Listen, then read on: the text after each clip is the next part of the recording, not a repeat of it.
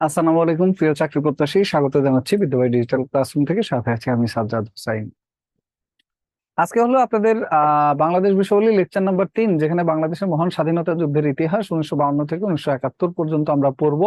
এর মধ্যে অনেকগুলো পর্ব আছে বাংলাদেশ স্বাধীন হওয়া পর্যন্ত যা যা ঘটছে, এই ঘটনাগুলো নিয়ে। ব্রিটিশরা যখন আমাদেরকে স্বাধীন ঘোষণা দিয়ে চলে যায়, তারপরে যে ঘটনাগুলো এই বাংলায় ঘটছে সেগুলো নিয়ে আজকের আলোচনা। তো আসেন, প্রথম কথাটা লিখবেন, বাংলাদেশের মহান স্বাধীনতা যুদ্ধের ইতিহাসের প্রাথমিক যে ঘটনাটা সেটা হলো 1947 সালে 14ই আগস্ট। এই দিন স্বাধীন হয় পাকিস্তান। 14ই আগস্ট পাকিস্তান স্বাধীন হয়। এবং পাকিস্তান স্বাধীন হলে, 14ই আগস্ট পাকিস্তান স্বাধীন হলে এইখানে প্রথম যে বিতর্কটা দেখা দেয় সেটা হলো ভাষার বিতর্ক।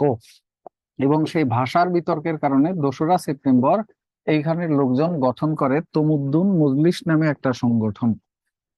এবং এই তমুদ্দুন মজলিস প্রতিষ্ঠা করেন অধ্যাপক আবুল কাশেম, যিনি ঢাকা বিশ্ববিদ্যালয়ের অধ্যাপক ছিলেন।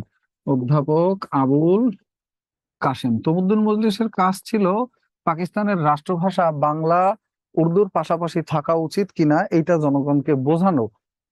এবং এই মর্মে নির্মিত এই তমুদ্দুন মজলিস তারা 15ই সেপ্টেম্বর ভাষার দাবিতে একটা পুস্তিকা প্রকাশ করে, যে পুস্তিকাটার নাম পাকিস্তানের রাষ্ট্রভাষা বাংলা না উর্দু। পাকিস্তানের রাষ্ট্রভাষা বাংলা না উর্দু। এবং এই পুস্তিকায় ওনারা বলতে চান যে পাকিস্তানের 56% মানুষের মুখের ভাষা বাংলা। পাকিস্তানের 56% মানুষের মুখের ভাষা বাংলা। 56%-এর মুখের ভাষা বাংলা, তাই আমাদের এখানে রাষ্ট্রভাষা বাংলাই হওয়া উচিত। এবং এই পুস্তিকাটার লেখক ছিলেন 3 জন। এই পুস্তিকাটার লেখক ছিলেন 3 জন, যারা তাদের লেখনীর মাধ্যমে মানুষকে বোঝাতে চাইলেন যে কেন আমাদের রাষ্ট্রভাষা হিসেবে বাংলাকেও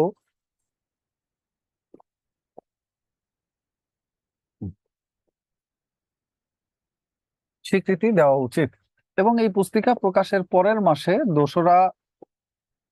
1 অক্টোবর 1947 গঠন করা হয় রাষ্ট্রভাষা সংগ্রাম পরিষদ। রাষ্ট্রভাষার দাবি আদায়ে গঠন করা হয় রাষ্ট্রভাষা সংগ্রাম পরিষদ। এবং এই রাষ্ট্রভাষা সংগ্রাম পরিষদের উদ্দেশ্য ছিল রাষ্ট্রভাষার জন্য সংগ্রাম করা, যেটার আহ্বায়ক রাখা হয় অধ্যাপক নুরুল হক ভূঁইয়াকে। নুরুল হক ভূঁইয়া। এরা আর বেশি কিছুই করে নাই রাষ্ট্রভাষার জন্য।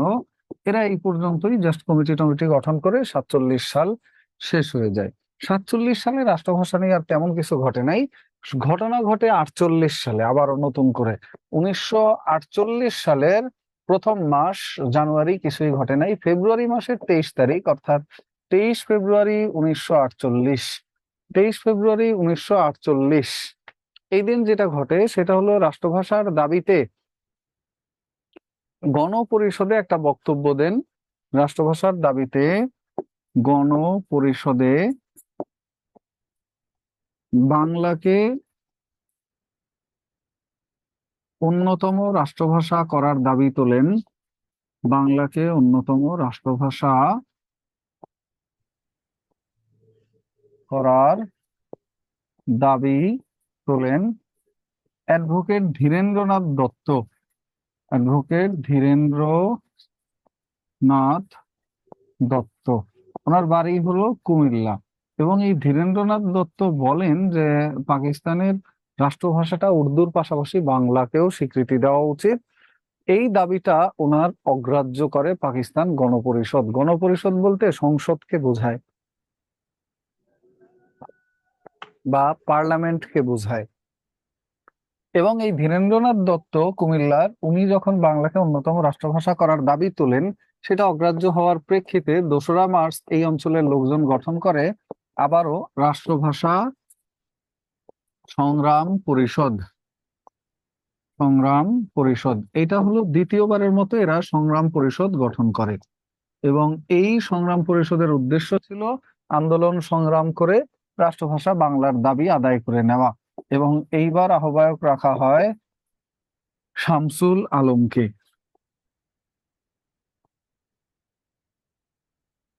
এরপরে 11ই মার্চ 11ই মার্চ গঠন করা হয়, মানে গঠন করা না, এই রাষ্ট্রভাষা সংগ্রাম পরিষদ হরতাল ডাকে, অবরোধ।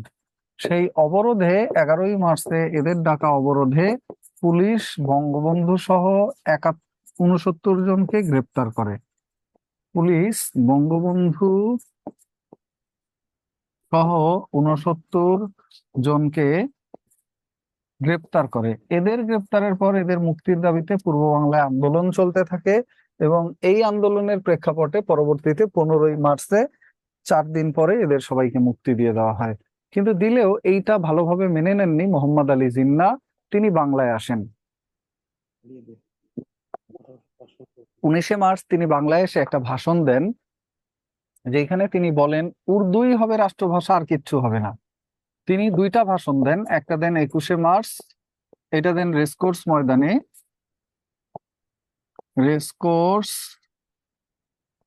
ময়দানে। আর 24শে মার্চ তিনি ভাষণ দেন ঢাকা বিশ্ববিদ্যালয়ের কার্জন হল ঢাকা বিশ্ববিদ্যালয়ে। এই দুই জায়গায় তিনি দুইটা ভাষণ দেন। কে? মোহাম্মদ আলী জিন্নাহর ভাষণ। এবং জিন্নাহর ভাষণের মূল কথা ছিল Urdu shall be the state language of Pakistan, যেটা পূর্ব বাংলার ছাত্র এবং সাধারণ জনগণ এটার বিরুদ্ধে তীব্র প্রতিবাদ জানায়। কিন্তু এই বছরে আর এই ব্যাপারে তেমন কোনো অগ্রগতি হয় নাই, কারণ এই বছর মোহাম্মদ আলী জিন্নাহ মারা যান। 1948 এইভাবে অতিবাহিত হয়ে যায়। আসে সাল 1949। এই বছর পাকিস্তানিরা নতুন আর একটা প্ল্যান করে। সেটা হলো 1949 সালের শুরুর দিকে 9ই মার্চ তারা গঠন করে পূর্ব বাংলা ভাষা কমিটি। পূর্ব বাংলা ভাষা কমিটির মূল উদ্দেশ্য ছিল আরবি হরফে বাংলা লেখার পদ্ধতি আবিষ্কার। যে বাংলায় কথা বলো, বাংলায় লেখো, আমাদের কোনো সমস্যা নেই, কিন্তু আরবিতে লেখো। যেমন এখন আপনারা লেখেন যে KAMAN, কামান, ACAN, আসান, এরকম লেখে না? মেসেঞ্জারে আপনাকে লেখে না? তো এই যে ভাষাটা কেমন আছেন, কেমন চলছে, এই এই কথাগুলোই আরবিতেই লেখেন, বাংলায় লেখার দরকার নেই। আরবি হরফে তোমরা বাংলা লেখো, তাইলে আমরা বাংলাকে আর করব না। এই লক্ষ্যে একটা কমিটি গঠন করে দেয়। তখন বাঙালিরা বুঝতে পারে এইভাবে দাবি আদায় হবে না। দ্যাটস ওয়াই এই বছরের 23শে জুন তারা নিজেরা একটা রাজনৈতিক দল গঠন করে যে আমাদের সংসদে যাইতে হবে। এবং তাদের সেই দলের নাম ছিল পূর্ব পাকিস্তান আওয়ামী মুসলিম লীগ। এবং এই পূর্ব পাকিস্তান আওয়ামী মুসলিম লীগ যেটা, এই মুসলিম লীগ প্রতিষ্ঠা করা হয় ঢাকার রোজ গার্ডেনে বসে।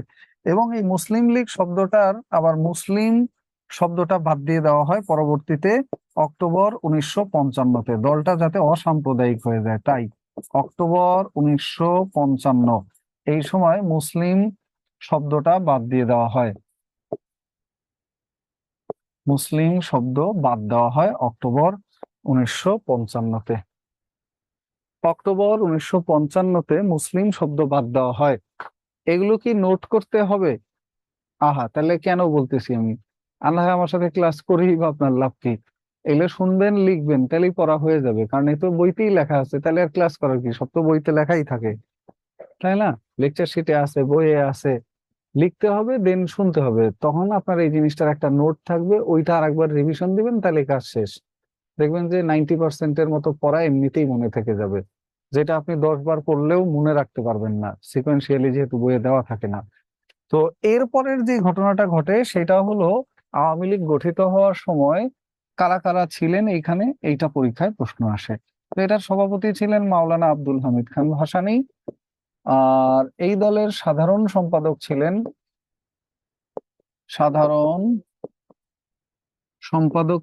টাঙ্গাইলের শামসুল হক। সাধারণ সম্পাদক ছিলেন টাঙ্গাইলের শামসুল হক। এবং এই দলের যুগ্ম সম্পাদক ছিলেন এই দলের যুগ্ম সম্পাদক ছিলেন বঙ্গবন্ধু শেখ মুজিবুর রহমান। এই দলটা যখন গঠন করা কমপ্লিট, এরকম মুহূর্তে রাষ্ট্রভাষা নিয়ে আর তেমন কোনো ঘটনা ঘটে নাই, দল কমপ্লিট করেই শেষ। পরের বছর 1950-এ পাকিস্তানের নতুন প্রধানমন্ত্রী, যার নাম হলো লিয়াকত আলী খান, তিনিও একই ভাষণ দেন, যেই ভাষণের মূল কথাটা ছিল রাষ্ট্রভাষা হবে উর্দু। এইটার এগেইনস্টে 11ই মার্চ ঢাকা বিশ্ববিদ্যালয়ের ছাত্ররা একটা কমিটি গঠন করে, যার নাম ঢাকা বিশ্ববিদ্যালয় রাষ্ট্রভাষা সংগ্রাম পরিষদ। ওইটা উল্লেখযোগ্য না, উল্লেখযোগ্য হলো তারপরে সাল 1952 এর ঘটনা। এই বছরের, আচ্ছা, ওইখানে 11ই মার্চে একটা কথা লিখে আসেন, এইখানে একটা কথা লিখে রাখেন যে 1952 সালের পূর্ব পর্যন্ত 11ই মার্চে পালন করা হতো রাষ্ট্রভাষা দিবস। এই 11ই মার্চে প্রতি বছর পালন করা হতো রাষ্ট্রভাষা দিবস। 52 সালের পর তো রাষ্ট্রভাষা দিবস বদলায় যায়, 21শে ফেব্রুয়ারিতে চলে আসে। এর আগ পর্যন্ত রাষ্ট্রভাষা দিবস পালন করা হতো 11ই মার্চ প্রতি বছর। ওকে, নেক্সট আসেন, এই আমাদের আওয়ামী লীগ গঠন হলো। আওয়ামী লীগ গঠন হওয়ার পরের বছর 1950-এ গঠন করা হয় ঢাকা বিশ্ববিদ্যালয় রাষ্ট্রভাষা সংগ্রাম পরিষদ। ওইটা গুরুত্বপূর্ণ না, গুরুত্বপূর্ণ 1952 সালের 26 জানুয়ারি পাকিস্তানের আরেকজন প্রধানমন্ত্রী, যার নাম হলো খাজা নাজিমুদ্দিন, উনিও প্রধানমন্ত্রী হওয়ার পরে ঢাকায় এসে ভাষণ দেন। খাজা নাজিমুদ্দিনের ভাষণ, উনি ঢাকায় এসে 26 জানুয়ারি একটা ভাষণ দেন এবং উনিও বলে দেন Urdu and Urdu shall be the state language of Pakistan, অর্থাৎ পাকিস্তানের রাষ্ট্রভাষা একমাত্র উর্দুই হবে, আর কিছু হবে না। এই কথা বলার পরিপ্রেক্ষিতে 31 জানুয়ারি বাংলার লোকজন বুঝতে পারে এইভাবে দাবি আদায় হবে না। তারা গঠন করে সর্বদলীয় কেন্দ্রীয় রাষ্ট্রভাষা সংগ্রাম পরিষদ। এইবার সকল রাজনৈতিক দল, সকল ছাত্র দল সবাই মিলে গঠন করে সর্বদলীয় কেন্দ্রীয় রাষ্ট্রভাষা সংগ্রাম পরিষদ। সর্বদলীয় কেন্দ্রীয় রাষ্ট্রভাষা সংগ্রাম পরিষদ। এই সর্বদলীয় কেন্দ্রীয় রাষ্ট্রভাষা সংগ্রাম পরিষদ একটা কর্মসূচি দেয় যে আগামী 21শে ফেব্রুয়ারি আমরা হরতাল পালন করব। এই যে তারা 21শে ফেব্রুয়ারি হরতাল পালনের ডিসিশন নেয়, সেই হরতাল পালনের আগেই 20 ফেব্রুয়ারি থেকে এই অঞ্চলে 144 ধারা জারি করা হয়। 20 ফেব্রুয়ারি থেকে এইখানে জারি করা হয় 144 ধারা। এটা জারি করে তৎকালীন পূর্ব বাংলার সরকার নুরুল আমিন, পূর্ব বাংলার মুখ্যমন্ত্রী ছিলেন নুরুল আমিন। এই নুরুল আমিনের সরকার, মুখ্যমন্ত্রী ছিলেন নুরুল আমিন। নুরুল আমিনের সরকার, তারা বুঝতে পারে যে এটা করতে দেওয়া যাবে না, তাহলে পরিস্থিতি খারাপ হইতে পারে, যার কারণে ওনারা আগে থেকেই 144 ধারা জারি করে এবং এটা জারি করে মুখ্যমন্ত্রী নুরুল আমিনের সরকার। এবং এই 144 ধারা ভঙ্গ করে হরতাল চালায় ছাত্ররা, এবং হরতালে পুলিশ গুলি করে এবং সেই পুলিশের গুলিতে শহীদ হন অনেকে। সেই অনেকে কারা কারা, এইটা পরীক্ষায় আসবে। অনেকের মধ্যে প্রশ্ন আসবে যে প্রথম শহীদ হন কে? উত্তর রফিক উদ্দিন আহমেদ। রাষ্ট্রভাষা শহীদদের মধ্যে ঢাকা বিশ্ববিদ্যালয়ের ছাত্র ছিলেন কে? উত্তর আবুল বরকত। 21শে ফেব্রুয়ারিতে শহীদ হন কে কে? আবুল বরকত, আব্দুস সালাম, আব্দুল জব্বার, এরা সালাম, জব্বার, রফিক, বরকত, এরা শহীদ হন। এবং আরেকটা প্রশ্ন আসে এখান থেকে, 21শে ফেব্রুয়ারি বাংলা কত তারিখ ছিল? উত্তর বাংলা তারিখ ছিল 8 ফাল্গুন 1358 বঙ্গাব্দ। 1358 বঙ্গাব্দ। এবং এই বারটা ছিল বৃহস্পতিবার। এটা পরীক্ষায় প্রশ্ন আসছিল, 21শে ফেব্রুয়ারি বাংলা কি বার ছিল? উত্তর বৃহস্পতিবার।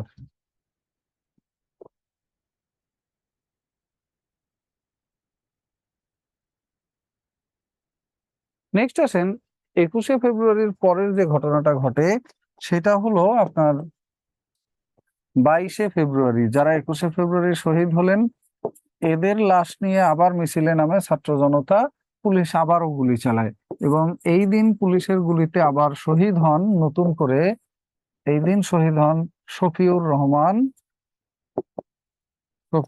রহমান এবং আরেকজনের নাম হলো ওহিউল্লাহ। এই ওহিউল্লাহ ছিলেন একজন ছাত্র। ইনি হলেন এই ভাষা আন্দোলনের সর্বকনিষ্ঠ শহীদ। ভাষা আন্দোলনের সর্বকনিষ্ঠ শহীদ ছিলেন ওহিউল্লাহ। এই যারা শহীদ হলেন এদের স্মৃতি রক্ষার্থে 23 ফেব্রুয়ারি গঠন করা হয়, প্রথম শহীদ মিনার নির্মাণ করা হয়। প্রথম শহীদ মিনার নির্মাণ করা হয় 23 ফেব্রুয়ারি এবং এই শহীদ মিনারটা রাতে নির্মাণ করা হয়।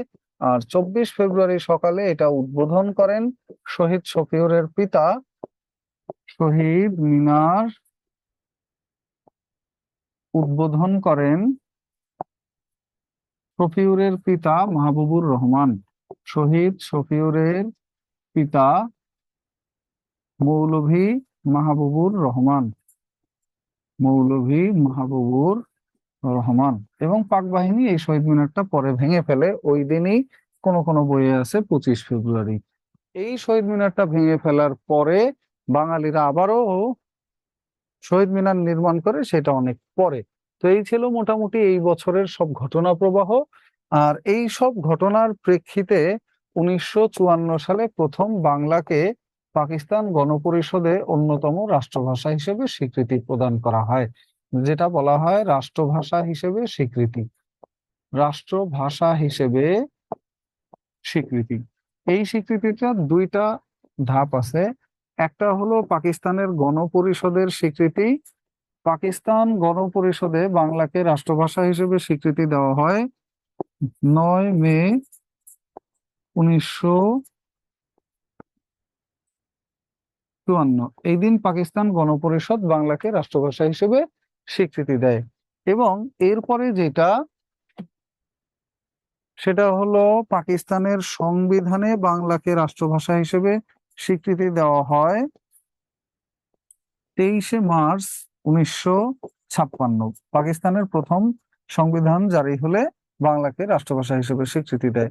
আর বাংলাকে দ্বিতীয় রাষ্ট্রভাষা হিসেবে স্বীকৃতি দিয়েছে আফ্রিকার একটা দেশ, যার নাম হলো সিয়েরা লিওন।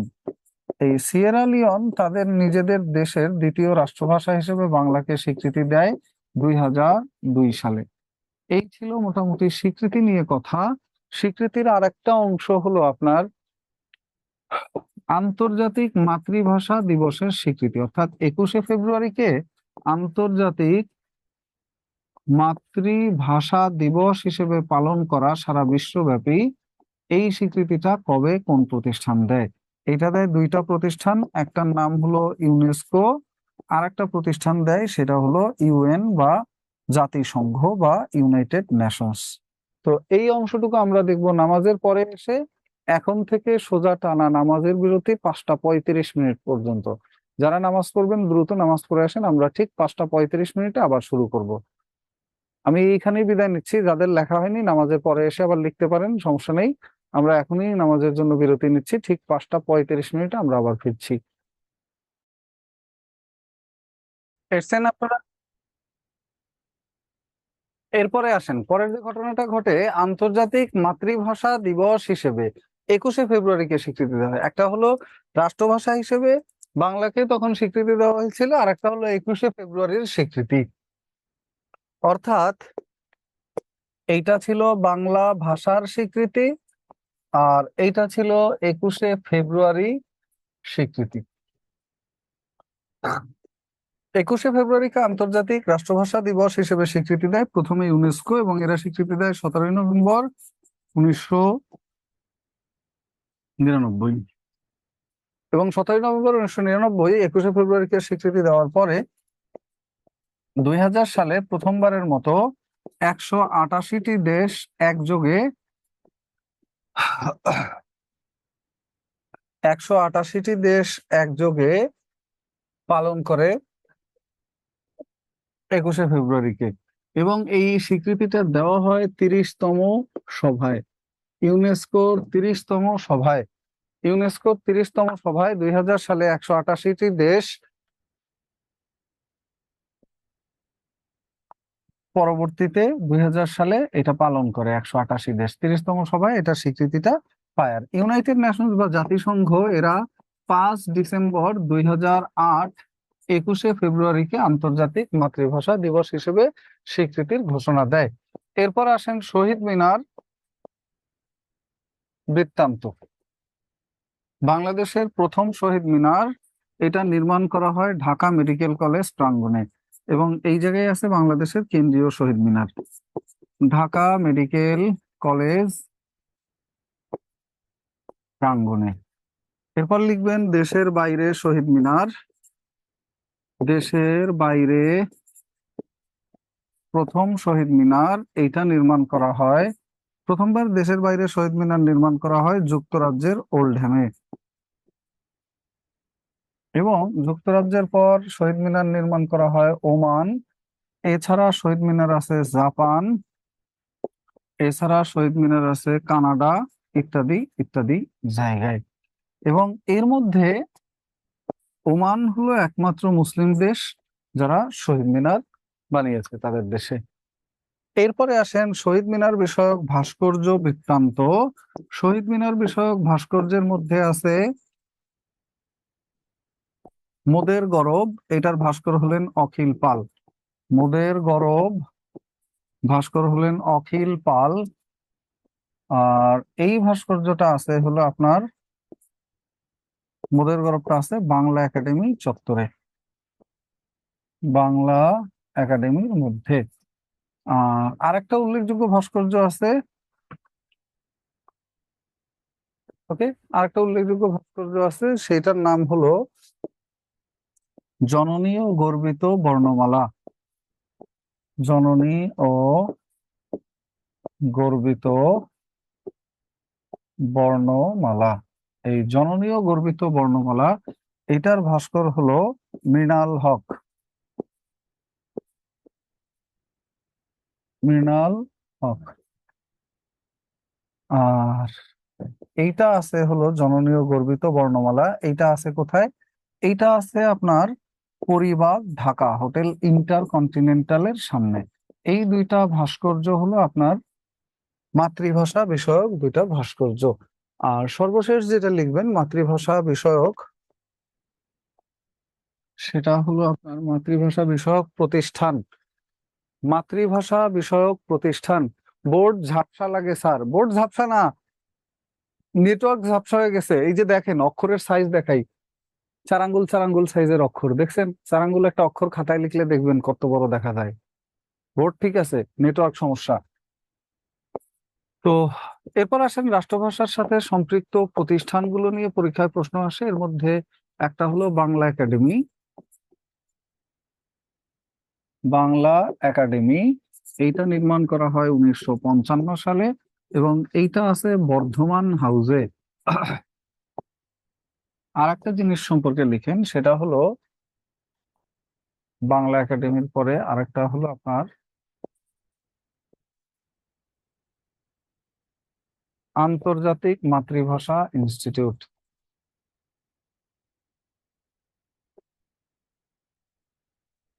আন্তর্জাতিক মাতৃভাষা ইনস্টিটিউট, এবং এই আন্তর্জাতিক মাতৃভাষা ইনস্টিটিউট আছে, আন্তর্জাতিক মাতৃভাষা ইনস্টিটিউট আছে কোথায়? এইটা আছে সেগুনবাগিচা ঢাকা, এবং এইটা নির্মিত হয় 2010 সালে। সে এই আলমগীর ভাই 1 মিনিট শোনেন।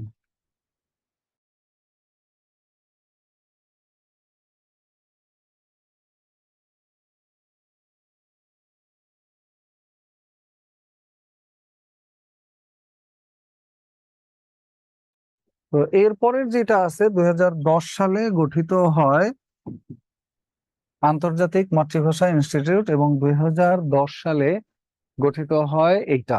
এটা আছে সেগুনবাগিচা ঢাকা। সেগুনবাগিচা ঢাকা। সেগুনবাগিচা ঢাকা, এইখানে আন্তর্জাতিক মাতৃভাষা ইনস্টিটিউট গঠিত হয়।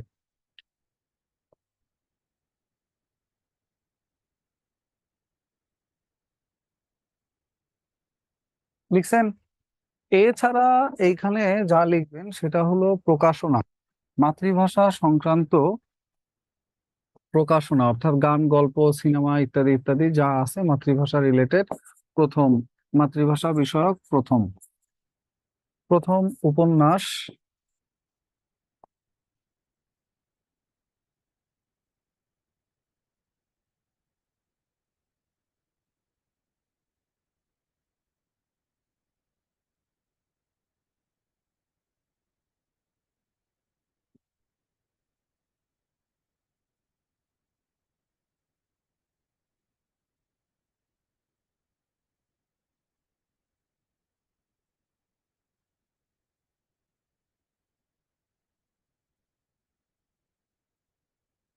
উপন্যাস হলো আরেক ফাল্গুন।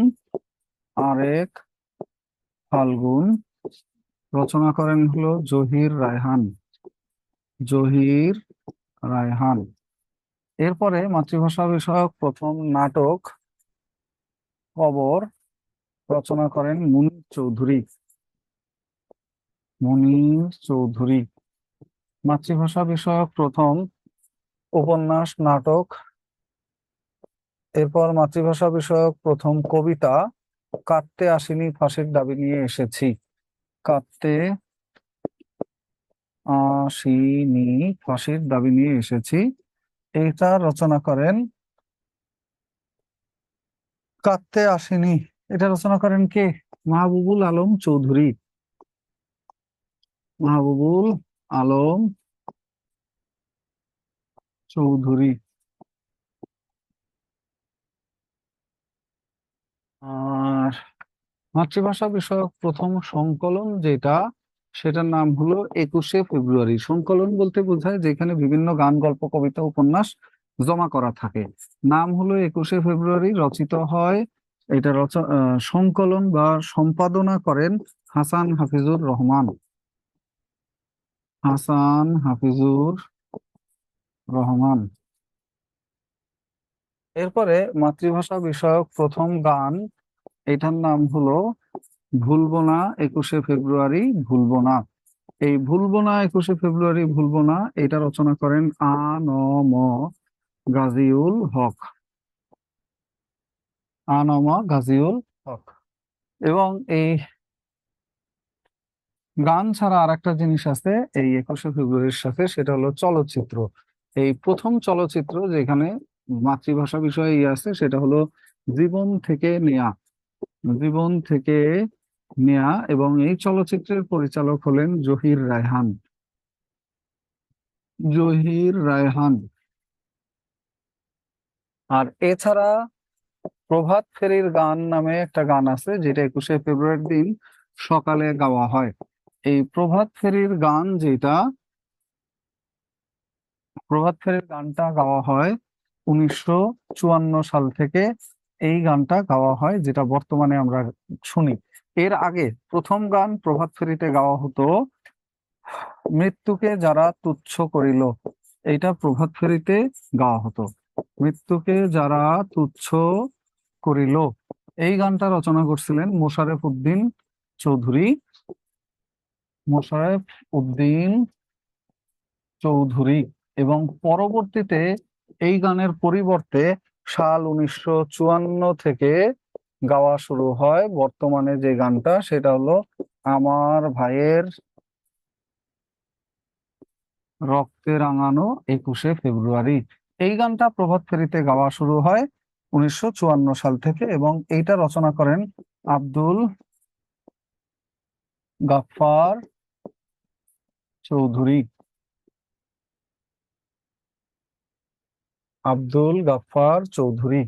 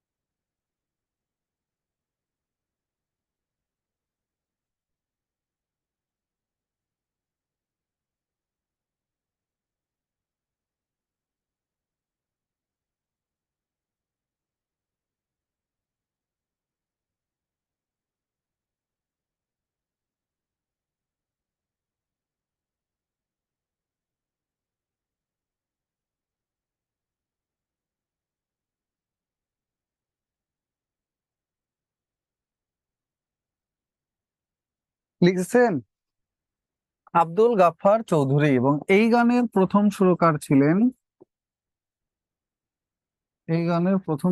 ছিলেন, এই ওই জায়গায় তানভীর ভাই আছে, একটু ডাকবেন। আব্দুল লতিফ প্রথম সুরকার, এবং বর্তমান সুরকার হলেন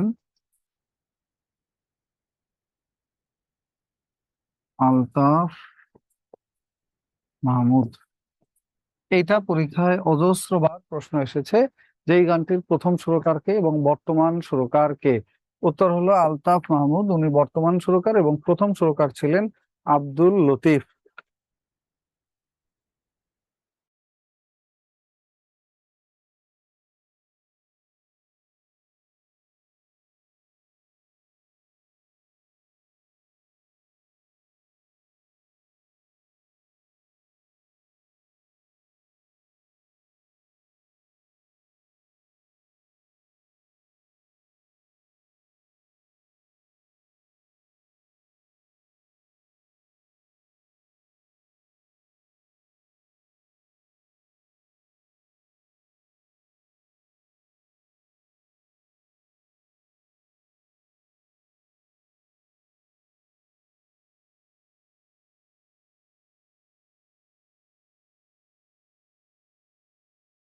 কোন ব্যাচ স্যার এটা?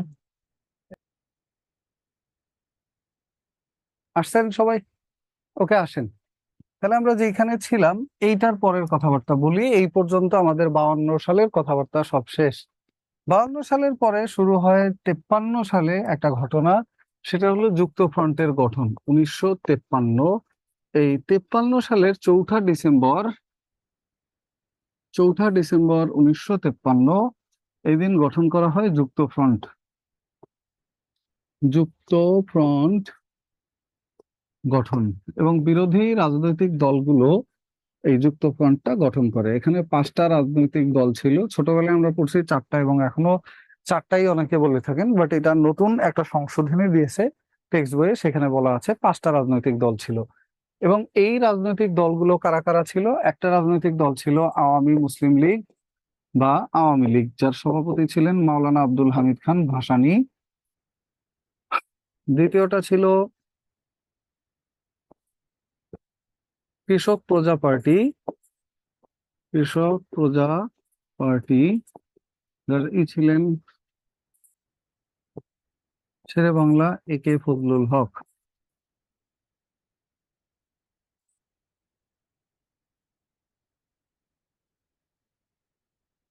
শেরে বাংলা এ কে ফজলুল হক। কৃষক প্রজা পার্টির পরে যাদের নাম লিখবেন তাদের নাম হলো নেজামে ইসলাম,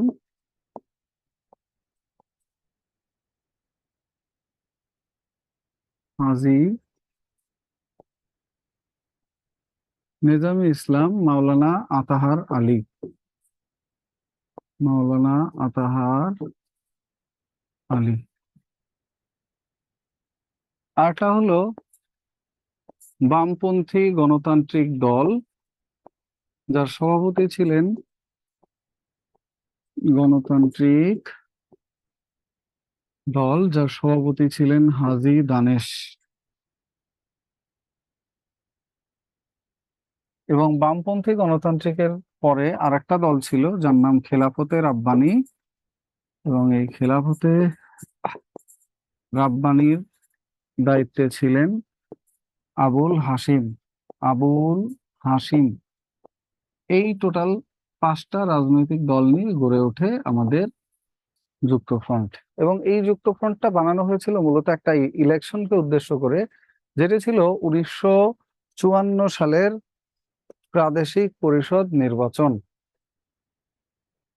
1954 সালের প্রাদেশিক পরিষদ নির্বাচন,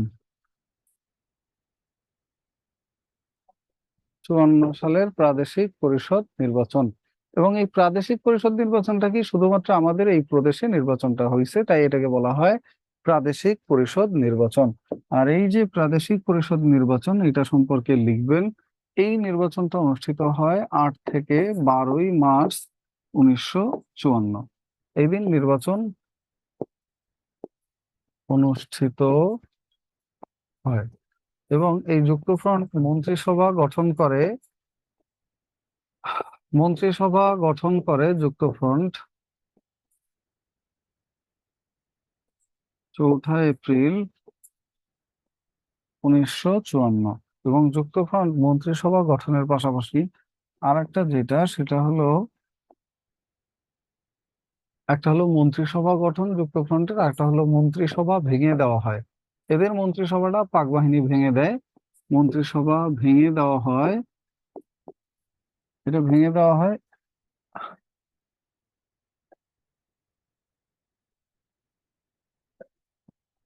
30 মে 1954। এদিন এই মন্ত্রিসভাটা ভেঙে দেওয়া হয়। এবং এই মন্ত্রিসভা ভেঙে দেওয়া হয় 92 ক ধারা জারি করে। কিসের? ভারত শাসন আইন 1935-এর 92 ক ধারা জারি করে, যার মাধ্যমে পূর্ব বাংলায় চালু করা হয় গভর্নরের শাসন। পূর্ব বাংলায় গভর্নরের শাসন জারি করে এটা চালু করা হয়। এবং এই প্রাদেশিক পরিষদ নির্বাচনের আসন বন্টনটা ছিল এরকম যে এখানে সাধারণ আসন ছিল সাধারণ আসন ছিল 223, সংরক্ষিত আসন ছিল 223 না 237, এবং সংরক্ষিত আসন ছিল অমুসলিমদের জন্য 72টা। এবং এইখানে মোট আসন সংখ্যা ছিল 309। এবং এর মধ্যে আবার এই আসন সংখ্যার মধ্যে আবার যুক্তফ্রন্ট লাভ করে যুক্তফ্রন্ট লাভ করে 223টা আসন, এবং 13টা আসন লাভ করে সংরক্ষিত আসন। মোট আসন হয় 236টা। এইখানে আওয়ামী লীগ এককভাবে 143টা আসন জিতেছিল এই ইলেকশনে। এই হলো মোটামুটি পরিসংখ্যান আসন সংখ্যা নিয়ে। এইটুকু লেখা শেষ হলে বলেন মাথার উপরে দিয়ে যায়, যাক না উপরে দিয়ে, আপনি লিখে রাখেন, শুনে রাখেন, পরে আবার যখন রিভিশন দিবেন তখন মাথার মধ্যে আসা শুরু হবে। আপাতত উপরে দিয়ে যাক। ঝিমি, হিমি, অ্যানি আপু আর মার্জিয়া সুলতানা বলেন। হ্যালো স্যার, আসসালামু আলাইকুম। ওয়ালাইকুম আসসালাম, বলেন। স্যার, আমি মার্জিয়া বলছিলাম। বুঝছি, বলেন কি স্যার, করে আমি help করি। লেকচার শিট সম্পর্কে একটু বলি স্যার, যদি সময় দিতেন। এখানে ফোন দিয়ে ওনাদের সাথে বলেন না, লেকচার শিট। স্যার মানে একটু আগে যে স্যারটা এসেছিল উনি বললো যে লেকচার শিট বাবদ 1,000 টাকা নিতে হবে, মানে পে করতে হবে, আর আমার এইটা কাছে হলো 12। কুরিয়ার চার্জ সহ নিছে আপনার কাছ থেকে 1200 টাকা। আমি আপনার কমেন্ট দেখছি, ও কুরিয়ার আচ্ছা চার্জ আচ্ছা। সহ 1200 আচ্ছা টাকা ঠিক আছে নিছে। স্যার, এটাই জানার জন্য। আচ্ছা। অন্য যাদের হ্যান্ড রেজ করা আছে বলেন। এরপরে যেটা আমরা যুক্তফ্রন্ট সম্পর্কে জানি সেটা হলো যুক্তফ্রন্টের নির্বাচনী ইশতেহার ছিল 21 দফা। যুক্তফ্রন্টের নির্বাচনী ইশতেহার ছিল 21 দফা। এবং 21 দফার প্রথম দফা কি ছিল এটা পরীক্ষায় আসে, এবং এই 21 দফার রচয়িতা ছিলেন আবুল মনসুর আহমেদ। আবুল মনসুর আহমেদ। এবং 21 দফার প্রথম দফাটা ছিল রাষ্ট্রভাষা বাংলা করা, যে আমরা ক্ষমতায় আসলে রাষ্ট্রভাষা বাংলা করব, এরকম 21টা প্রতিজ্ঞা তারা করছে। তার 1 নম্বর প্রতিজ্ঞা ছিল রাষ্ট্রভাষা বাংলা করা।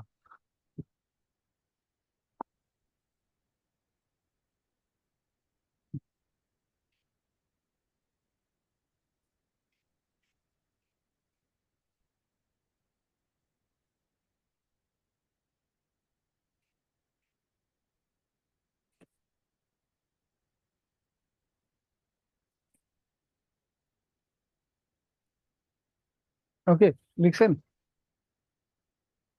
নেক্সট আসেন, এই যুক্তফ্রন্ট নিয়ে আর কোনো কথা নেই। নেক্সট আসবে 1956 সালে পাকিস্তানের প্রথম সংবিধান রচিত হয়। 1956 সালে রচনা করা হয় বা চালু করা হয় পাকিস্তানের প্রথম সংবিধান চালু। আর এই সংবিধান চালু হওয়ার সময় বাংলা সাংবিধানিকভাবে স্বীকৃতি পায়। আর এছাড়া এই সংবিধানে পূর্ব বাংলার নাম পরিবর্তন করে রাখা হয় পূর্ব পাকিস্তান। পূর্ব বাংলার নাম পরিবর্তন করে রাখা হয় পূর্ব পাকিস্তান।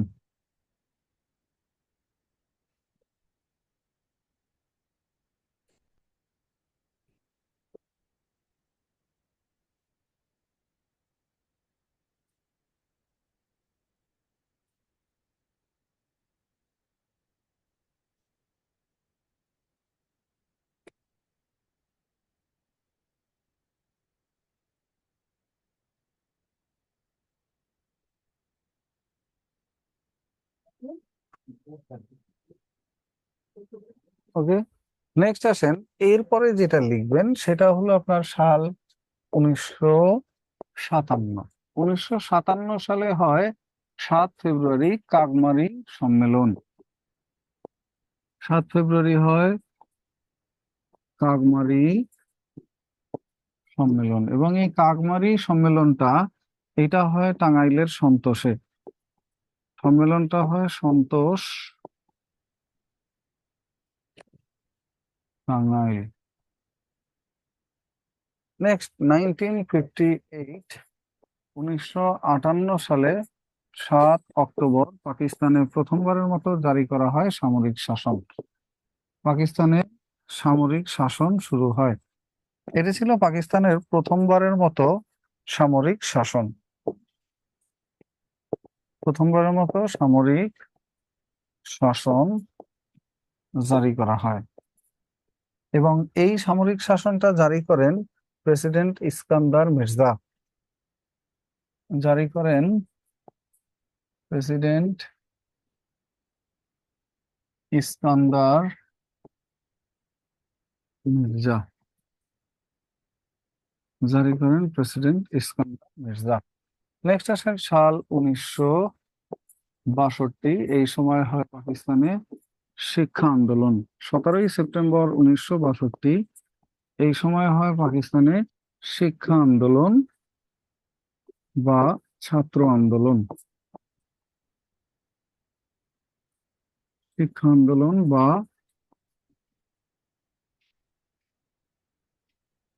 ছাত্র আন্দোলন। সাল 1962 এই সময় হয় পাকিস্তানের প্রথম শিক্ষা আন্দোলন বা ছাত্র আন্দোলন। এবং সাল 1965 এই সময় হয় দ্বিতীয় পাক ভারত যুদ্ধ।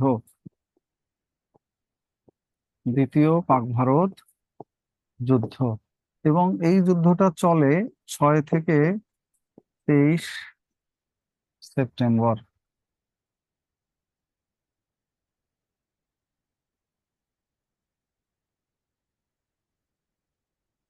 6 থেকে 23 সেপ্টেম্বর এই যুদ্ধটা চলে, এবং এই যুদ্ধ শেষ হওয়ার পরে, ওই দিন শেষ হয়ে যায়, কিন্তু শান্তি চুক্তি হয় পরের বছর 1966 সালে ভারত পাকিস্তানের মধ্যে একটা চুক্তি হয় 10 জানুয়ারি 1966। এই সময় একটা চুক্তি হয় যার নাম তাশখন্দ চুক্তি। এই তাশখন্দ জায়গাটা হলো উজবেকিস্তানের রাজধানী, অর্থাৎ উজবেকিস্তানের তাশখন্দে বসে এই চুক্তিটা হয়। তাই এটার নাম তাশখন্দ চুক্তি, যে ভারত পাকিস্তান মিলে গেছে। এই চুক্তিটা হয় ভারত এবং পাকিস্তানের মধ্যে, এবং এই চুক্তির মূল কথা ছিল ভারত পাকিস্তান মিশে গেছে, তাদের আর কোনো বিরোধ নাই। কিন্তু ভারত পাকিস্তান মিশে গেলেও এইবার জটিলতা দেখা দেয়।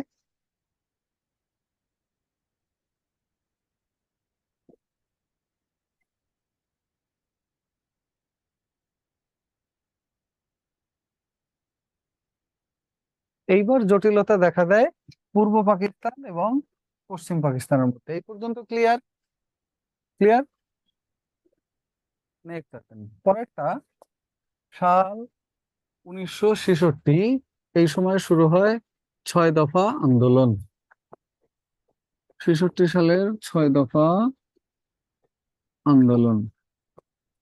এই 6 দফাটা কি? 6টা দাবি। বঙ্গবন্ধু 6 দফা দাবি তুলে ধরেছিলেন। কেন? যে তোমরা যে যুদ্ধ করো ভারতের সাথে, যদি ভারত আমাদের আক্রমণ করে আমাদের কে রক্ষা করবে? আমাদের তো সেনাবাহিনী নাই, আমাদের তো টাকা পয়সা নাই, হ্যাঁ, আর আমরা ভারত দ্বারা চারদিক থেকে বেষ্টিত।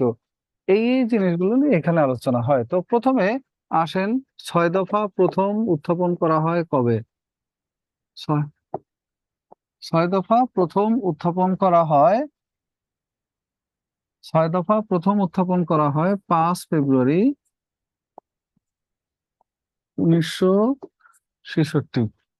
6 দফা প্রথম উত্থাপন করা হয় 5 ফেব্রুয়ারি 1966 এবং 6 দফা আনুষ্ঠানিকভাবে আনুষ্ঠানিকভাবে প্রথমবার বলা হয় 23 মার্চ 1966 এবং দুইটাই লাহোরে বঙ্গবন্ধু শেখ মুজিবুর রহমান উত্থাপন করেন। প্রথমবার লাহোরে বিরোধী দলের একটা সম্মেলনে এবং দ্বিতীয়বার লাহোরে একটা সংবাদ সম্মেলনে বঙ্গবন্ধু 6 দফা দাবিগুলো উত্থাপন করেন। এবং আরেকটা জিনিস লেখেন, 6 দফাকে তুলনা করা হয় ম্যাগনা কার্টা চুক্তির সাথে, যেটা ব্রিটেনের রাজা জনের সাথে সাধারণ জনগণের সাথে চুক্তি হয়, তার নাম হলো ম্যাগনা কার্টা চুক্তি। এটার সাথে তুলনা করা হয় এবং ম্যাগনা কার্টা চুক্তিটা 1215 সালের একটা চুক্তি রাজা জন এবং সাধারণ জনগণের মধ্যে। এরপর এটার আর এক নাম হলো 6 দফার বাঙালির মুক্তির সনদ। বাঙালির মুক্তির সনদ বলা হয় 6 দফাকে।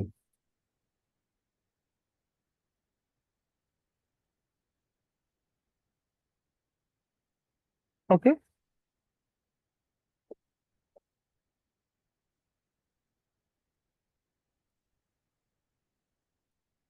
সাল 1966 6 দফাটা আরেকটু লেখেন। 6 দফা, 6 দফার দফাগুলো কি ছিল? 1 নম্বর ছিল প্রাদেশিক স্বায়ত্তশাসন। প্রাদেশিক স্বায়ত্তশাসন। 2 নম্বরে ছিল প্রদেশের ক্ষমতাগুলো কি কি হবে সেই রূপরেখা। প্রদেশের ক্ষমতা বা প্রদেশ সমূহের ক্ষমতা। 3 নম্বরে ছিল মুদ্রা ব্যবস্থা সংক্রান্ত, মুদ্রা ব্যবস্থা সংক্রান্ত। এবং 4 নম্বরে ছিল কর, রাজস্ব ও খাজনা আদায় সংক্রান্ত। 5 নম্বরে ছিল বৈদেশিক বাণিজ্য সংক্রান্ত বিষয়ে, বাণিজ্য সংক্রান্ত। এবং 6 নম্বরে ছিল আধা সামরিক বাহিনী গঠন সংক্রান্ত, আধা সামরিক বাহিনী গঠন সংক্রান্ত।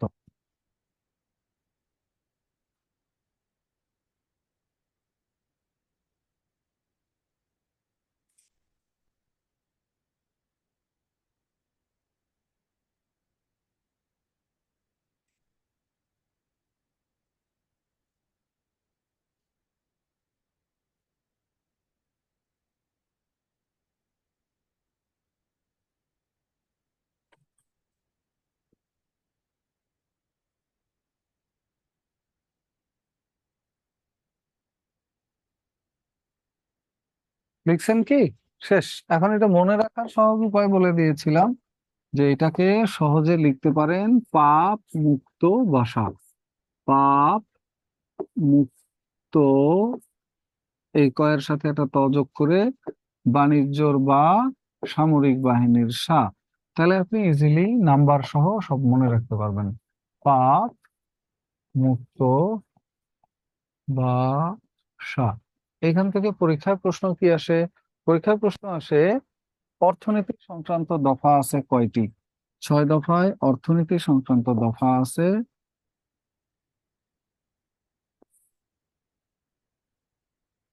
অর্থনীতি সংক্রান্ত দফা আছে 3টি। পরীক্ষার প্রশ্ন আসবে 6 দফায় অর্থনীতি সংক্রান্ত দফা আছে কয়টি? অর্থনীতি সংক্রান্ত দফা আছে 3টি। এবং 6 দফায় কেন্দ্রের শাসন কতটি সম্পর্কে বলা আছে। কেন্দ্রের ক্ষমতা, কেন্দ্রের কয়টি ক্ষমতা সম্পর্কে বলা আছে? কেন্দ্রের ক্ষমতা থাকবে দুইটি, কি কি? একটা হলো পররাষ্ট্রনীতি, আর একটা হলো প্রতিরক্ষা ব্যবস্থা। প্রতিরক্ষা ব্যবস্থা, এই দুইটা জিনিস সামলাবে কেন্দ্র, আর বাদ বাকি সকলগুলো দেখবে হলো প্রদেশগুলো।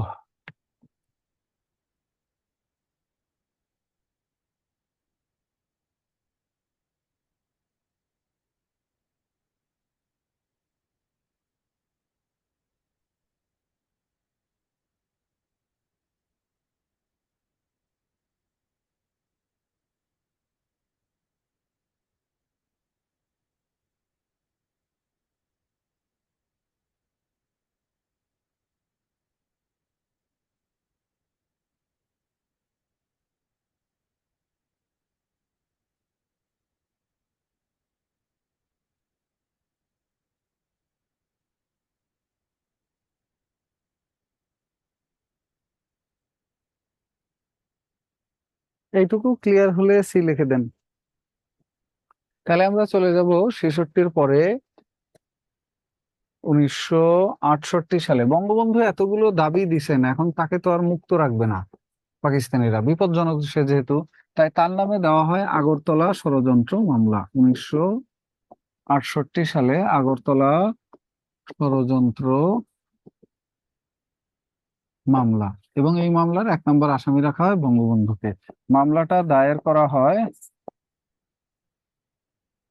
মামলা দায়ের করা হয় 18ই জানুয়ারি 1968, এবং মামলায় বিচার কার্যক্রম শুরু হয়।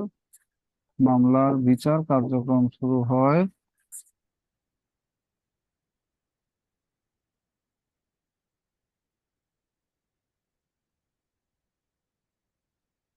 19 জুন 1968। এই সময় মামলার বিচার কার্যক্রম শুরু হয়, এবং এই মামলার 1 নং আসামি ছিলেন বঙ্গবন্ধু শেখ মুজিবুর রহমান। বঙ্গবন্ধু শেখ মুজিবুর রহমান, এবং এই মামলার মোট আসামি ছিল 35 জন। এই মামলার মোট আসামি ছিল 35 জন। এই হলো আগরতলা মামলা নিয়ে মোট কথাবার্তা বা মূল কথাবার্তা। এবং এই মামলায় বঙ্গবন্ধুর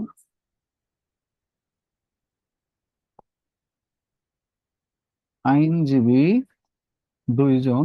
একজন হলো আব্দুস সালাম, যিনি বাংলাদেশী, আব্দুস সালাম। আরেকজনের নাম হলো টমাস উইলিয়ামস, যাকে লন্ডন থেকে আনা হয়। টমাস উইলিয়ামস, একজন হলেন টমাস উইলিয়ামস, আর একজন হলো আব্দুস সালাম।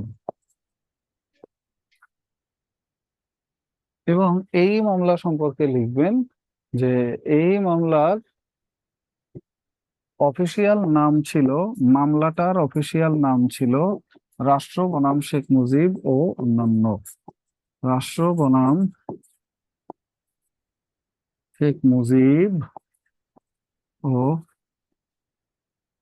অন্যান্য।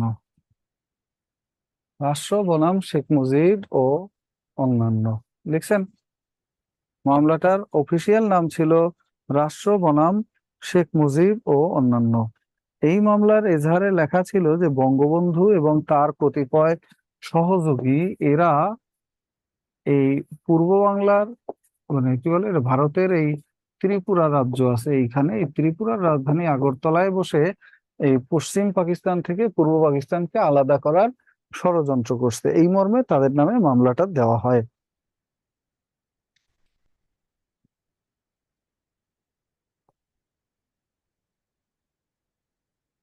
ওকে, তো এই পর্যন্ত শেষ এই বছরের ঘটনা প্রবাহ। জেলের মধ্যেই বঙ্গবন্ধু এবং অন্যান্য নেতৃবৃন্দ 35 জন আসামি এই মামলার। তাদের মুক্তির জন্য সাল 1969-এ 4 জানুয়ারি গঠন করা হয় ছাত্র সংগ্রাম পরিষদ। ছাত্র সংগ্রাম পরিষদ গঠন করা হয়।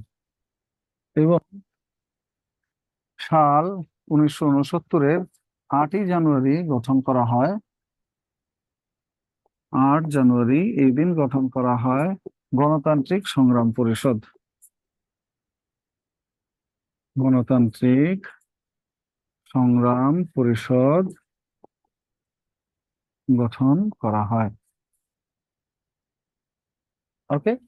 এবং এই দুই পরিষদ মিলে তারা কর্মসূচি দেয় 20 জানুয়ারি, এবং তাদের কর্মসূচি ছিল হরতাল কর্মসূচি। সেইখানে পুলিশের গুলিতে ছাত্রনেতা আসাদুজ্জামান শহীদ হন। পুলিশের গুলিতে ছাত্রনেতা আসাদুজ্জামান শহীদ হন। ফলে তারা আরো তীব্রভাবে আন্দোলন শুরু করেন। আর এই আসাদুজ্জামান শহীদ হন তাই ওনার নামে একটা গেট করা হয়, আইয়ুব গেট, যেটার নাম ছিল আগে, প্রথম নাম ছিল ঢাকা গেট, পরে নাম ছিল আইয়ুব গেট।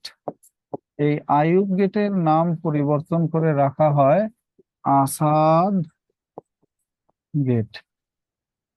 আর এদিকে 20 জানুয়ারিকে পালন করা হয় প্রতি বছর আসাদ দিবস নামে। 20 জানুয়ারিকে প্রতি বছর পালন করা হয় আসাদ দিবস। 20 জানুয়ারি প্রতি বছর আসাদ দিবস হিসেবে পালন করা হয়।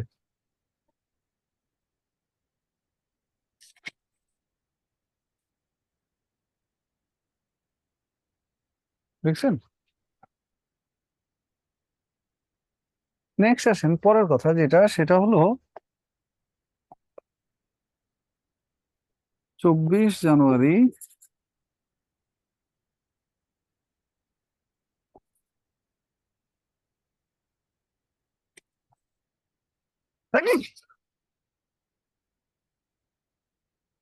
এই দিন আবারও কর্মসূচি দেয় ছাত্র জনতা। ফলে এইখানে পুলিশ আবারও গুলি চালায়। গুলি চালালে এই দিন শহীদ হন নবকুমার ইনস্টিটিউট ছাত্র মতিউর রহমান। উনি শহীদ হন। নবকুমার ইনস্টিটিউটের ছাত্র মতিউর রহমান উনি শহীদ হন। লিখছেন? এবং নবকুমার ইনস্টিটিউটের ছাত্র মতিউর রহমান শহীদ হলে এই দিন আন্দোলন আরো তীব্র হয়, এবং এই জন্য এটাকে বলা হয় গণ অভ্যুত্থান দিবস। প্রতি বছর 24 জানুয়ারি পালন করা হয় গণ অভ্যুত্থান দিবস। এবং এই জানুয়ারি মাস ব্যাপী আন্দোলন চলতে থাকে। আর এই আন্দোলনকে থামানোর জন্য ফেব্রুয়ারি মাসের শুরুতে, অর্থাৎ 15ই ফেব্রুয়ারি, এই মামলার অন্যতম আসামি সার্জেন্ট জহুরুল হককে জেলের মধ্যে হত্যা করে পাক বাহিনী। সার্জেন্ট জহুরুল হককে হত্যা করে পাক বাহিনী। এবং 18ই ফেব্রুয়ারি একজন বুদ্ধিজীবী প্রফেসর শামসুজ্জোহা, তাকে হত্যা করে পাক বাহিনী। প্রফেসর শামসুজ্জোহাকে হত্যা করে পাক বাহিনী। এবং শামসুজ্জোহা ছিলেন রাজশাহী বিশ্ববিদ্যালয়ের অধ্যাপক রসায়ন বিজ্ঞানের। এবং এই দুইটা হত্যাকাণ্ডের পরে পুরো পূর্ব বাংলা উত্তাল হয়ে ওঠে এবং নিয়ন্ত্রণের বাইরে চলে যায় আইয়ুব খানের। ফলে আন্দোলন এত তীব্র আকার ধারণ করে যে 22 ফেব্রুয়ারি এই মামলা প্রত্যাহার করে দেওয়া হয়। আগরতলার ষড়যন্ত্র মামলা প্রত্যাহার করা হয় এবং বঙ্গবন্ধু সহ সবাইকে মামলা প্রত্যাহার ও বঙ্গবন্ধু সহ সবাইকে মুক্তি দেওয়া হয়। বঙ্গবন্ধু সহ সকল রাজবন্দীদের মুক্তি দিয়ে দেওয়া হয় মামলা প্রত্যাহারের পরে। এবং তারপরের দিন, অর্থাৎ 23 ফেব্রুয়ারি, এই দিন সকলকে মুক্তি তো 22 ফেব্রুয়ারি পায়। এই দিন বঙ্গবন্ধুকে একটা সংবর্ধনা অনুষ্ঠানে ডাকা হয় এবং সেই দিন শেখ মুজিবকে বঙ্গবন্ধু উপাধি দেন ছাত্রনেতা তোফায়েল আহমেদ। শেখ মুজিবকে বঙ্গবন্ধু উপাধি দেন ছাত্রনেতা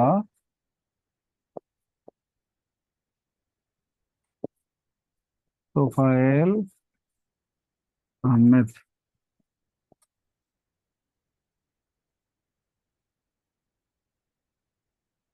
শেখ মুজিবকে বঙ্গবন্ধু উপাধি দেন ছাত্রনেতা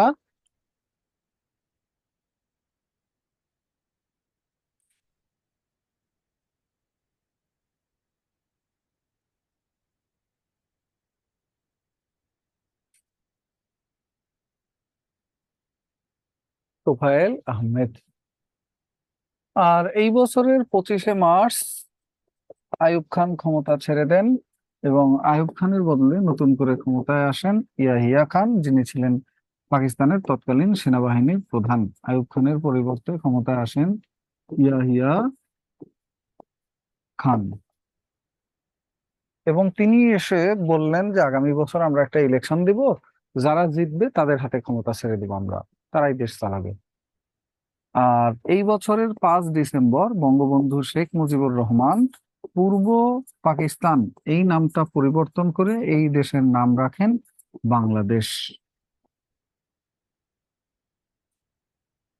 পূর্ব পাকিস্তানের নাম রাখেন বাংলাদেশ এবং তিনি বলেন যে ওরা এই অঞ্চলে কোনো কিছুতে বাংলা শব্দটা আর বাকি রাখে নাই, সব নাম, বাংলা নামগুলো সব মুছে ফেলছে, আর আমি আজকে থেকে এই অঞ্চলের নাম দিলাম বাংলাদেশ।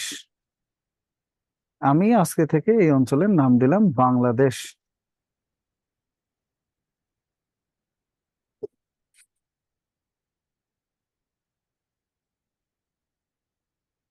এবং তখন থেকে এই অঞ্চলের নাম হয়ে যায় বাংলাদেশ। এরপরে আসে 70-এর সাধারণ নির্বাচন।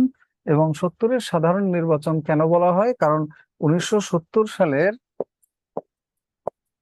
1970-এর সাধারণ নির্বাচন কেন বলা হয়? কারণ এই নির্বাচনটা একই সাথে জাতীয় পরিষদ এবং প্রাদেশিক পরিষদ, দুই পরিষদের নির্বাচন অনুষ্ঠিত হয়।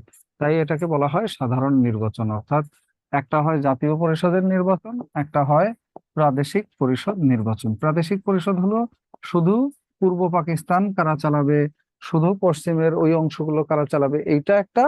আর একটা হলো পুরো দেশের মন্ত্রিসভা কারা গঠন করবে, এইটা একটা।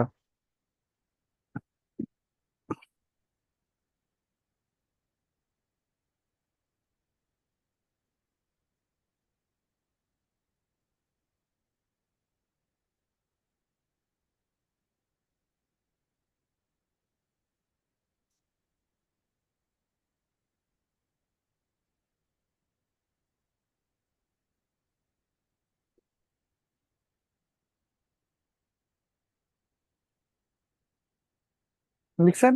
নেক্সট আসেন।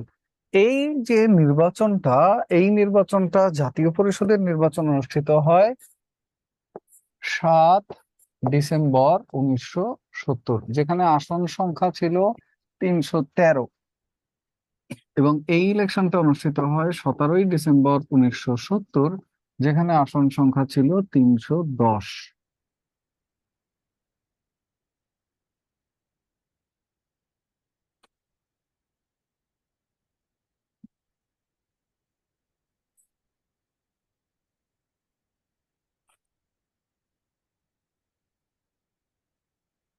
আসন সংখ্যা ছিল 310। এবং এই 310 আর 313 আসনের ইলেকশনে আওয়ামী লীগ যেতে হলো। এইখানে যেতে 313টা আসনের মধ্যে ভাগ করা ছিল এরকম: 144টা ছিল পশ্চিমের জন্য, আর পূর্ব পাকিস্তানের জন্য বন্টন করা ছিল 169টা আসন। পূর্ব পাকিস্তানে এই 313টা আসনের মধ্যে, যাতে আওয়ামী লীগ এই পাশে পায় 0 আসন এবং এই পাশে পায় 167টা আসন। ফলে আওয়ামী লীগ অর্ধেকের বেশি আসন জিতে যায় জাতীয় পরিষদে। এবং আওয়ামী লীগ এই প্রাদেশিক পরিষদের ইলেকশনে মোট আসন ছিল সাধারণ আসন 300, আর সংরক্ষিত মহিলা আসন ছিল 10টি।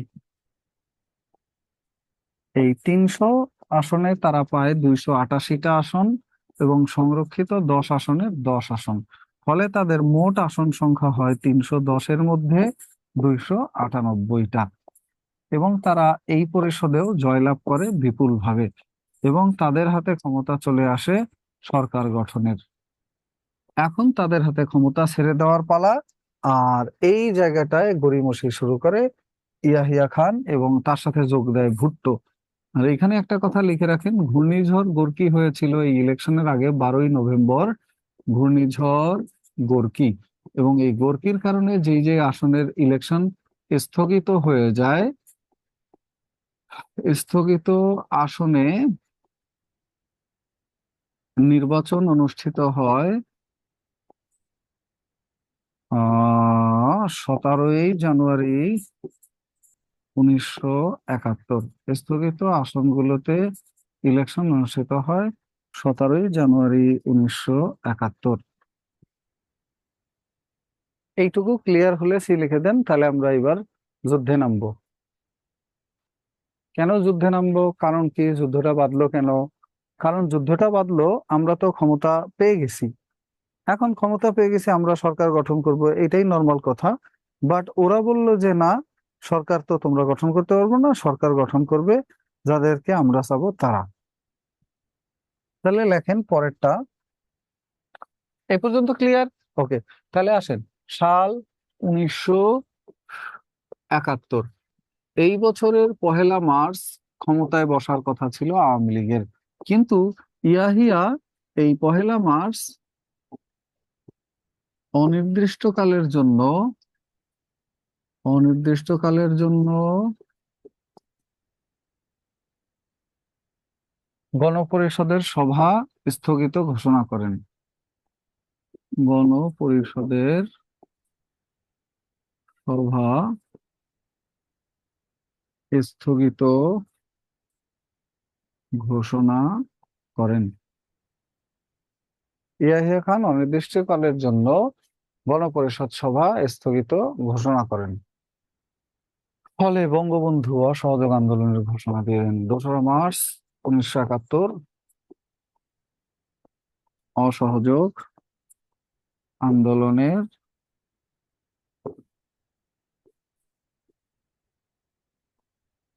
ঘোষণা দেন বঙ্গবন্ধু, যেটা চলে 25শে মার্চ পর্যন্ত। চলে 25শে মার্চ পর্যন্ত। এবং অসহযোগ আন্দোলনের মূল কথা ছিল, আমরা পাকিস্তানিদের আর কোনো সহায়তা করব না যতক্ষণে তারা ক্ষমতা হস্তান্তর না করে। আর এই দিন প্রথম পতাকা উত্তোলন করেন আসম আব্দুর রব। প্রথম পতাকা উত্তোলন করেন আসম আব্দুর রব। উনি ছিলেন তৎকালীন ডাকসুর ভিপি এবং তিনি পতাকা উত্তোলন করেন ঢাকা বিশ্ববিদ্যালয়ে কলা ভবনের সামনে। কলা ভবনের সামনে জাতীয় পতাকা উত্তোলন করেন। এবং 2রা মার্চের পরে যেটা লিখবেন সেটা হলো 3রা মার্চ 1971। 3রা মার্চ 1971। এই দিন স্বাধীনতার ইশতেহার ঘোষণা করে ছাত্র সংগ্রাম পরিষদ। স্বাধীনতার ইশতেহার ঘোষণা করে ছাত্র সংগ্রাম পরিষদ। ছাত্র সংগ্রাম পরিষদ। এই দিন স্বাধীনতার ইশতেহার ঘোষণা করে ছাত্র সংগ্রাম পরিষদ। স্বাধীনতার ইশতেহার মানে কি?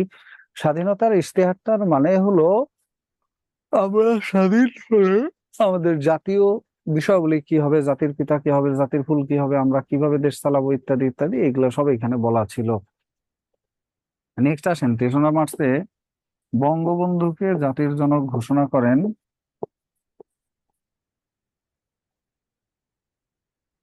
জাতির জনক ঘোষণা করেন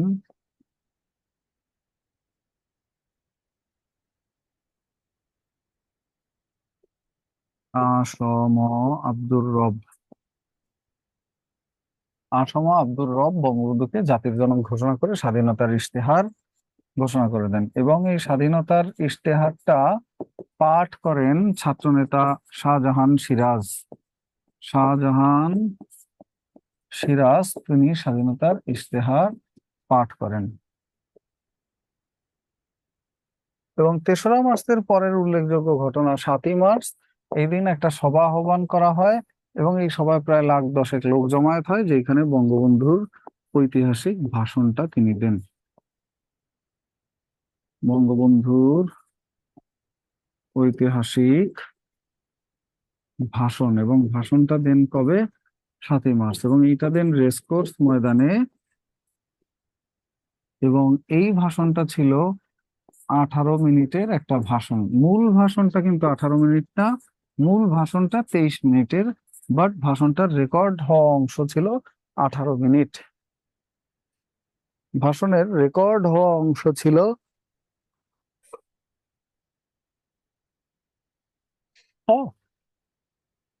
18 মিনিট।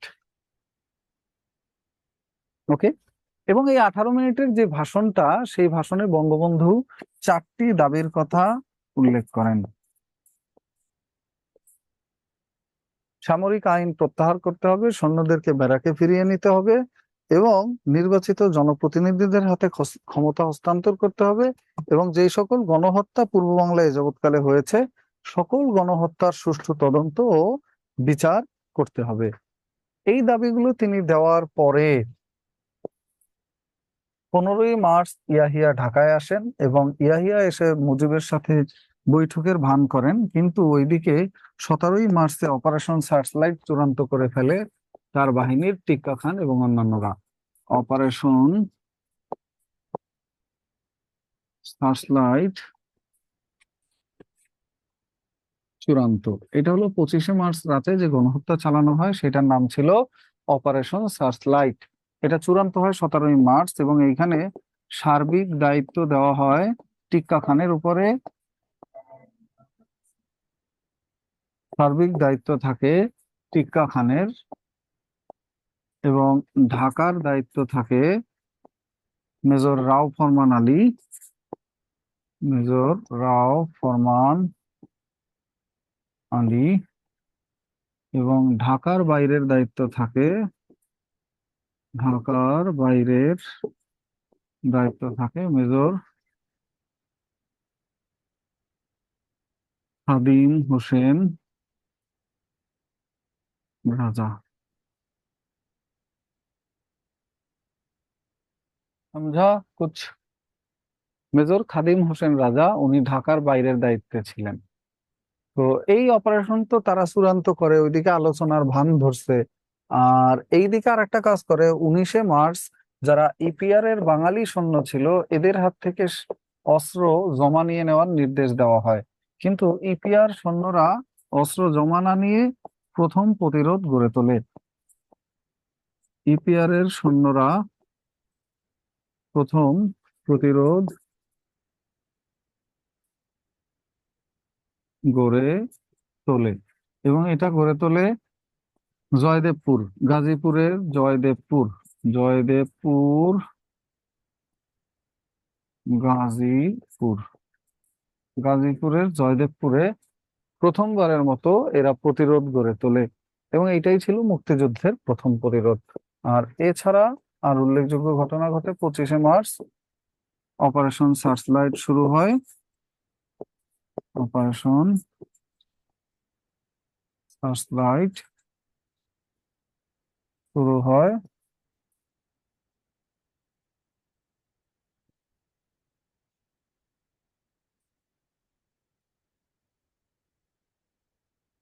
এবং 26শে মার্চ বঙ্গবন্ধু স্বাধীনতা ঘোষণা দিয়ে দেন। স্বাধীনতা ঘোষণা করেন, এবং স্বাধীনতার ঘোষণাটা দেন ওয়্যারলেস যুগে। ওয়্যারলেস যুগে। তাহলে অপারেশন সার্চলাইট শুরু হয় রাত 11টা 30 মিনিটে। এর 1 ঘন্টা পর স্বাধীনতার ঘোষণা আসে রাত 12টা 30 মিনিটে। রাত 12টার পরে আমরা জানি ইংরেজি তারিখ পরিবর্তন হয়, দ্যাটস ওয়াই তারিখ চেঞ্জ হয়ে এটা 26শে মার্চ হয়ে যায়।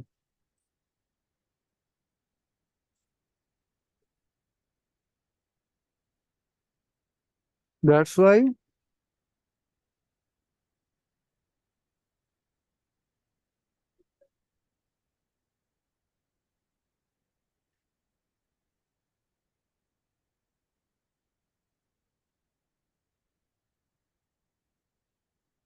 তারিখ পরিবর্তন হয়ে এটা হয়ে যায় 26শে মার্চ। ওকে, তাহলে বঙ্গবন্ধু স্বাধীনতা ঘোষণা করেন ওয়্যারলেস যোগে রাত 12টা 30 মিনিটে, এবং বঙ্গবন্ধুকে গ্রেপ্তারের জন্য একটা অপারেশন, যার নাম operation big bird, operation big bird, এটার মাধ্যমে বঙ্গবন্ধু গ্রেপ্তার হয় রাত 1টা 30 মিনিটে। বঙ্গবন্ধু গ্রেপ্তার হয় রাত 1টা 30 মিনিটে, এবং বঙ্গবন্ধু গ্রেপ্তার হলে যুদ্ধটা আর এই ব্যাপারে তেমন কিছু হয় না। আর পরের দিন দুপুর 2টা 30 মিনিটে চট্টগ্রাম আওয়ামী লীগের নেতা আব্দুল হান্নান বা এম এ হান্নান, তিনি বঙ্গবন্ধুর পক্ষে স্বাধীনতা ঘোষণা দেন। স্বাধীনতার ঘোষণা রেডিও যোগে সারা দেশে পৌঁছে দেন, এবং এটা দেন কালুরঘাট বেতার কেন্দ্র থেকে। কালুরঘাট বেতার কেন্দ্র থেকে। নেক্সট আর তেমন কিছু ঘটে নাই। 27 তারিখ, 28 তারিখ, কিছুই লাগবে না এগুলার। আর এইটা ঘোষণাটা দিয়েছিলেন বেতারে ওয়্যারলেস যোগে। ওই বেতারটার নাম দেওয়া হয় স্বাধীন বাংলা বেতার কেন্দ্র। এটা প্রতিষ্ঠা করা হয় 28 March. 27 March major Ziaur Rahman তিনি বঙ্গবন্ধুর পক্ষে স্বাধীনতার ঘোষণা দিয়েছিলেন এই কালুরঘাট বেতার কেন্দ্র থেকে। পরপর দুইজন স্বাধীনতার ঘোষণা দেওয়ার কারণে 28 মার্চ স্বাধীন বাংলা বেতার কেন্দ্র নাম দেওয়া হয় এই কালুরঘাট বেতারের। স্বাধীন বাংলা বেতার কেন্দ্র নামে একটা বেতার প্রতিষ্ঠা করা হয়, যেটা 30শে মার্চে পাক বাহিনী বোমা মেরে ধ্বংস করে দেয়। বেতার কেন্দ্র ধ্বংস করে পাক বাহিনী। অবশ্য এই বেতার কেন্দ্র পরে 25শে মে কলকাতার বালিগঞ্জে পুনরায় চালু করা হয়। কলকাতার বালিগঞ্জে পুনরায় চালু করা হয় এই বেতার কেন্দ্রটা, স্বাধীন বাংলা বেতার কেন্দ্র। এর দুইটা গুরুত্বপূর্ণ অনুষ্ঠান এই বেতার কেন্দ্রের, একটার নাম হলো চরমপত্র, এইটা, আর একটার নাম হলো জল্লাদের দরবারে, এইটা, জল্লাদের দরবারে। আরেকটার নাম হলো, একটা হলো চরমপত্র, একটা জল্লাদের দরবারে, আর একটার নাম হলো বজ্রকণ্ঠ। তো এখন দেখেন, চরমপত্র পাঠ করেন এম আর আক্তার মুকুল। এম আর আক্তার মুকুল উনি পাঠ করতেন। জল্লাদের দরবারে এইখানে ইয়াহিয়া খান ছিলেন কেন্দ্রীয় চরিত্র।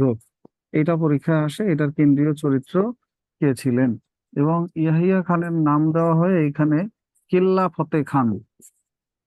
কিল্লা ফতে খান। আর এইখানে বজ্রকণ্ঠ মানে হলো বঙ্গবন্ধুর ভাষণ প্রচার করা হতো বজ্রকণ্ঠ নামে। এছাড়া এখান থেকে যে গানগুলো প্রচার করা হতো সেগুলো আপনারা পড়ে নেবেন বা দেখে নেবেন। যেমন মোরা একটি ফুলকে বাঁচাবো বলে যুদ্ধ করি, এক সাগর রক্তের বিনিময়ে বাংলার স্বাধীনতা আনলো যারা, এই যে গানগুলো, এই গানগুলোর কোনটার কে রচয়িতা একটু পড়বেন। ওকে, তারপরে আসেন পরের মাসে 4 এপ্রিল তেলিয়াপাড়া রণকৌশল গৃহীত হয়। অর্থাৎ যুদ্ধটা কিভাবে করব আমরা পাক বাহিনীর বিরুদ্ধে, সেটাকে বলা হয় তেলিয়াপাড়া রণকৌশল। এবং এই রণকৌশলটা গৃহীত হয় হবিগঞ্জের তেলিয়াপাড়া চা বাগানে। হবিগঞ্জের তেলিয়াপাড়ার চা বাগানে তেলিয়াপাড়ার রণকৌশলটা গৃহীত হয়। হবিগঞ্জের তেলিয়াপাড়া চা বাগানে তেলিয়াপাড়া রণকৌশল গৃহীত হয়।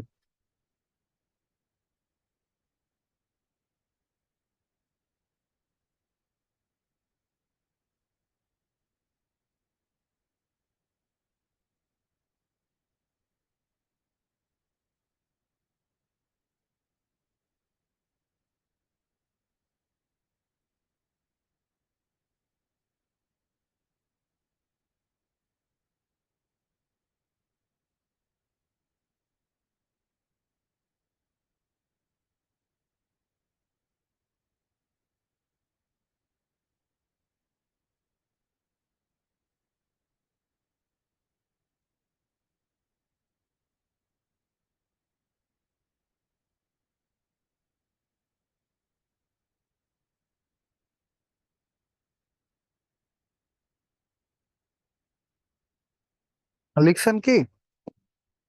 নেক্সট আসেন, পরের কথাবার্তা। এই বছরের 10 এপ্রিল গঠন করা হয় মুজিবনগর সরকার, যার প্রথম নাম ছিল প্রবাসী সরকার বা অস্থায়ী সরকার। প্রবাসী সরকার বা অস্থায়ী সরকার গঠন করা হয়। প্রবাসী সরকার বা অস্থায়ী সরকার গঠন করা হয়। লিখছেন? আর এই প্রবাসী সরকার গঠন করা হয় ভারতের আগরতলা রাজ্যের রাজধানী ত্রিপুরায় বসে, অর্থাৎ ত্রিপুরা আগরতলা, এইখানে বসে প্রবাসী সরকার গঠন করা হয়। এবং এই সরকারের রাষ্ট্রপতি রাখা হয় বঙ্গবন্ধু শেখ মুজিবুর রহমানকে। রাষ্ট্রপতি থাকেন বঙ্গবন্ধু। এই সরকারের উপরাষ্ট্রপতি রাখা হয় সৈয়দ নজরুল ইসলামকে। উপরাষ্ট্রপতি সৈয়দ নজরুল ইসলাম। এবং এই সরকারের প্রধানমন্ত্রী ছিলেন তাজউদ্দিন আহমেদ। প্রধানমন্ত্রী ছিলেন তাজউদ্দিন আহমেদ। প্রধানমন্ত্রী ছাড়াও উনি প্রতিরক্ষা, অর্থ বিষয়ক, এছাড়াও শিক্ষা, স্বাস্থ্য প্রভৃতি বিষয়ের মন্ত্রীও ছিলেন। এরপর প্রধানমন্ত্রীর পরে আছে আমার স্বরাষ্ট্রমন্ত্রী। স্বরাষ্ট্রমন্ত্রী এটা ছিলেন H M Kamaruzzaman.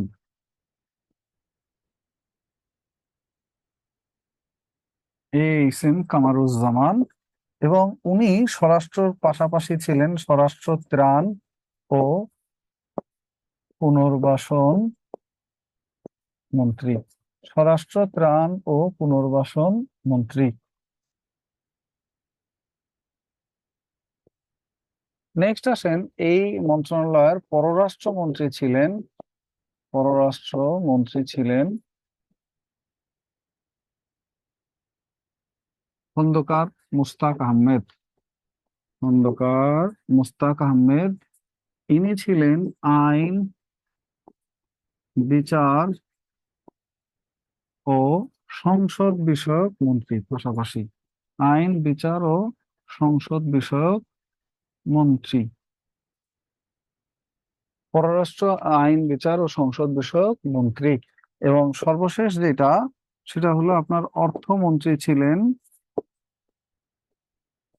Captain Mansur Ali. এবং এই ক্যাপ্টেন মনসুর আলী ইনি ছিলেন অর্থমন্ত্রী। এবং ক্যাপ্টেন মনসুর আলী অর্থ ছাড়া অর্থ, বাণিজ্য ও শিল্প মন্ত্রণালয়ের মন্ত্রী ছিলেন। অর্থ, বাণিজ্য ও শিল্প মন্ত্রী ছিলেন একাধারে। সব কয়টা মন্ত্রণালয়ের নামই লিখতে হবে, ওকে? কারণ এইখানে পরীক্ষায় প্রশ্ন বিভিন্ন ভাবে আসে। প্রতিরক্ষা মন্ত্রী কে ছিলেন বা অর্থ বিষয়ক মন্ত্রণালয়ের দায়িত্ব কার ছিল, এগুলো এসে গেছে অলরেডি পরীক্ষায়। আর এই মন্ত্রণালয়ের মন্ত্রীরা শপথ গ্রহণ করে 17ই এপ্রিল 1971। এই দিন এদের নাম হয় মুজিবনগর সরকার। মুজিবনগর সরকার শপথ গ্রহণ করে। শপথ গ্রহণ করে। এবং এই সরকার শপথ গ্রহণ করে মেহেরপুর জেলার মেহেরপুর জেলার বৈদ্যনাথতলা